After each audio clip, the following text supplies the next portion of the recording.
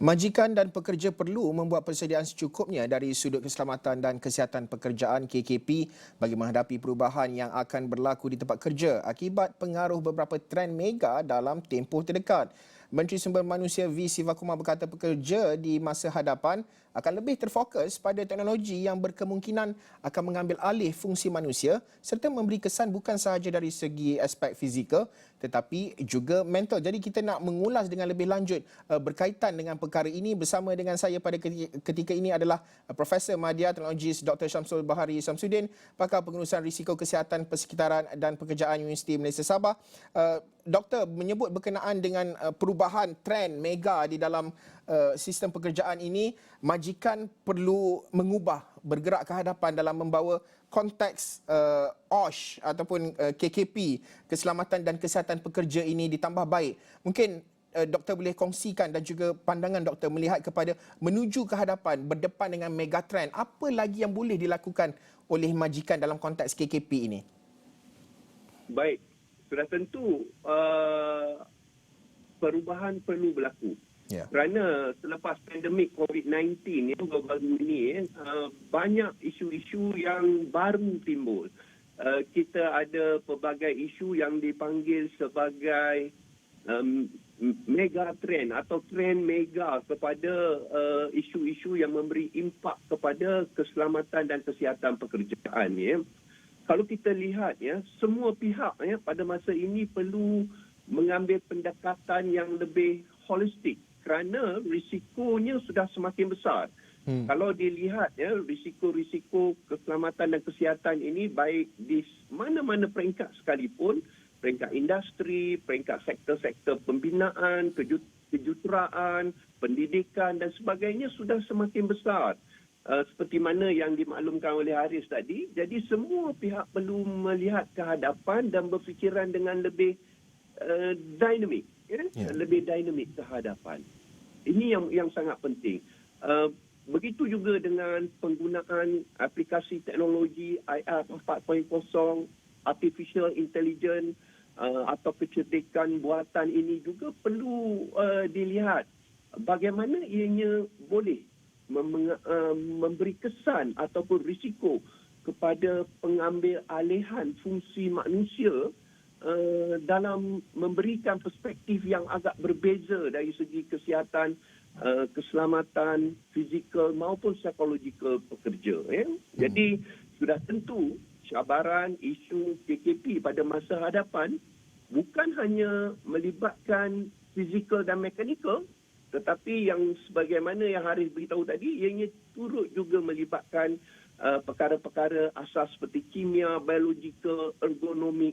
Dan yang paling kita takuti ialah psikososial, di mana kita lihat selepas pandemik COVID-19, kita banyak isu-isu yang berkaitan dengan tekanan mental, stres dan sebagainya. Ini akan mempengaruhi keseluruhan impak pembangunan sesebuah negara. Jadi ianya perlu dilihat dengan lebih teliti dan lebih fokus tentang perkara ini. Haris. Ya, Dr. Syamsul menyebut berkenaan dengan psikososial. Saya nak bawa perbincangan kita. Menteri menyebut bahawa program EAP, Employee Assistance Program ini dapat membantu majikan mengenal pasti risiko psikososial di tempat kerja di mana ianya terletak di bawah peruntukan Seksyen 4C Akta Keselamatan dan Kesihatan Pekerjaan AKKP 1994 boleh menyediakan pelan intervensi bagi menangani masalah tersebut di peringkat awal. Pelan intervensi ini, saya percaya mungkin ramai majikan yang mungkin kurang sedar ataupun kurang aware berkenaan dengan isu melibatkan psikososial ini. Mungkin doktor boleh bantu jelaskan bagaimana majikan-majikan boleh melaksanakan konteks ataupun pelan intervensi bagi menangani melibatkan terutamanya isu psikososial seperti yang disebutkan oleh doktor tadi.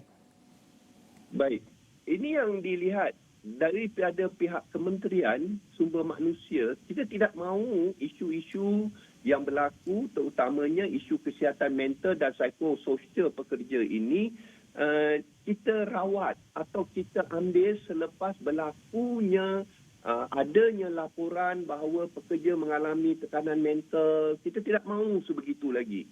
Kerana kita mahu menjalankan satu proses yang dipanggil intervensi. Intervensi adalah proses pencegahan daripada isu-isu psikososial ini berlaku. Majikan perlu lebih belajar untuk melihat aspek psikososial dalam keselamatan dan kesihatan pekerjaan. Banyak faktor yang perlu kita lihat di sini. Saya rasa tak semua industri, tak semua agensi mempunyai psychologist industri ataupun mereka yang mempunyai kepakaran dalam bidang psikologi di industri. Mungkin sektor pendidikan sudah biasa dengan perkara ini, kita ada kaunselor dan sebagainya. Bagaimana dengan sektor pekerjaan? Ini yang dimaksudkan dalam Kementerian Sumber Manusia, yang dimaksudkan oleh Menteri dengan program EAP itu, melatih ataupun menyediakan satu platform kepada industri untuk menyediakan satu ruang di mana kita boleh menyelesaikan ataupun mengawal, mencegah isu-isu yang berkaitan dengan psikososial pekerja ini yang mungkin dilihat kalau dulu Haris kalau dilihat dulu isu-isu kerja kita tak campur dengan isu-isu sosial ini. Isu sosial lah di rumah. Betul. Isu kerjalah. Tetapi kita tidak boleh nafikan apa yang berlaku di luar, apa yang berlaku di rumah tetap memberi impak kepada industri. Macam semalam waktu pendaftaran anak-anak sekolah, saya rasa ramai majikan ada yang merungut dia kata pekerja datang lewat, masuk lewat. Ini yang kita nampak kan, bagaimana aspek psikososial di luar juga turut memberi kesan kepada performance industri, persembahan pekerjaan ataupun prestasi pekerjaan oleh pekerja. Dari sudut pengurusan risiko semua isu-isu keselamatan dan kesihatan pekerja ini sebenarnya memerlukan tata kelola yang mengambil ruang ataupun mengambil penilaian dan pengurusan risiko yang perlu kalis masa hadapan. Jadi kita perlu letak pembuat-pembuat keputusan, CEO, COO company dan sebagainya perlu melihat perkara ini dan meletakkan aspek keselamatan dan kesihatan itu sebagai agenda utama dalam setiap proses ataupun pembentukan polisi di tempat kerja. Arif. Doktor, berbaki lebih kurang dalam 3 minit perbincangan kita ini. Mungkin nasihat Doktor, moving forward menuju ke hadapan, bagaimana kerjasama itu boleh diwujudkan di antara kementerian, agensi seperti NIOSH, melibatkan mungkin di peringkat akademik, pakar-pakar dalam memastikan bahawa majikan pada ketika ini sedar, tahu dan juga mengambil langkah intervensi seperti yang disebutkan tadi, mempunyai plan intervensi itu dalam memastikan bahawa kesejahteraan pekerja itu dapat diwujudkan dan sekaligus menangani isu-isu terutama melibatkan isu psikososial. Pandangan doktor? Betul. Sebelum ini kita banyak bekerja work in silo. Academician dengan academiciannya, dengan researchnya, R&D-nya, industri dengan industrinya, pihak pembuat polisi dan keputusan dengan pembuat polisi dan keputusan sahaja. Tidak ada satu thematic working group. Jadi saya ingin mencadangkan di sini supaya pihak kementerian mungkin boleh dipengerusikan oleh Yang Berhormat Menteri sendiri untuk menubuhkan satu National Occupational Safety and Health Thematic Working Group, iaitu kumpulan kerja tematik yang mempunyai fokus dan pemahaman yang fokus kepada isu-isu yang berkaitan dengan kepakaran masing-masing. Thematic Working Group ini boleh menjadi satu kumpulan di mana ianya memberi input tentang pencegahan, penyelesaian masalah khusus bagi setiap risiko atau hazard yang berlaku di dalam industri ataupun di mana-mana ruang tempat kerja. Jadi peluang untuk mengkaji, membuat penilaian risiko, mencadangkan solusi terbaik bagi setiap risiko ini perlu diambil kira.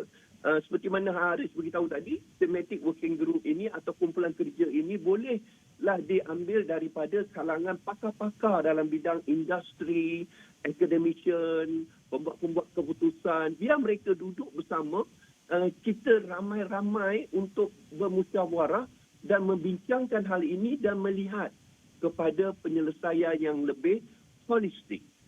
Selari dengan apa yang ingin dicapai oleh Yang Berhormat Perdana Menteri, iaitu kita ingin melahirkan satu masyarakat madani yang mempunyai trust, ilmu dan penyelesaian masalah secara tuntas, ya Arif. Okey, baik, terima kasih. Sudah tentu banyak sebenarnya yang boleh kita bincangkan dalam perkara ini. InsyaAllah dalam sesi-sesi yang akan datang. Terima kasih sekali lagi Profesor Madya Teknologis Dr. Syamsul Bahari Syamsuddin, pakar pengurusan risiko kesihatan persekitaran dan pekerjaan Universiti Malaysia Sabah.